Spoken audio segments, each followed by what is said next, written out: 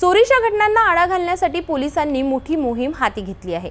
लोहारा पोलिसांनी एका मोठ्या कारवाईत तब्बल 16 दुचाकी जप्त केल्या आहेत। या दुचाकींची किंमत 15,30,000 रुपये असून यामध्ये अमरावती आणि वर्धा जिल्ह्यातून चोरी झालेल्या वाहनांचाही समावेश आहे। या कार्यवाहीमुळे दुचाकी चोरी करणाऱ्या टोळीला मोठा धक्का बसला आहे। यवतमाळ जिल्ह्यात गेल्या काही महिन्यांपासून दुचाकी चोरीच्या गुन्ह्यांमध्ये वाढ झाली होती। आपली दुचाकी काही मिनिटांसाठी उभी केली तर ती सुरक्षित राहील की नाही याची खात्री नव्हती।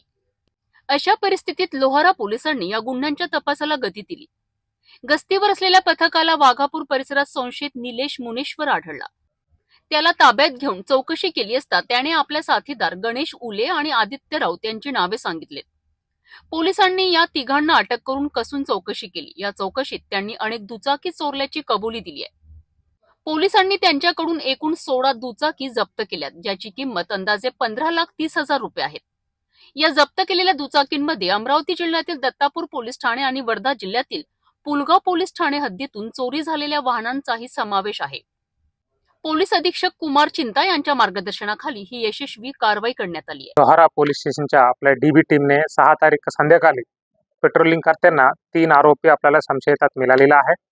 त्या आरोपीला विचारपूस केले तरी त्यांना कबूल दिले की ते बाईकची चोरी करतात म्हणून।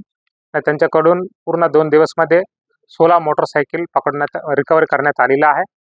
हे 3 आरोपी आहे, गणेश, निलेश आणि आदित्य। हे तीनों आरोपी वर्धा जिल्ह्याच्या आणि अमरावती जिल्ह्याच्या काही मोटरसायकल आणि एमपीच्या पण काही मोटरसायकल, आपल्या जिल्ह्यामध्ये रालेगाव पोलिसांच्या पण एक मोटरसायकल अशा रिकव्हरी झालेल्या आहे।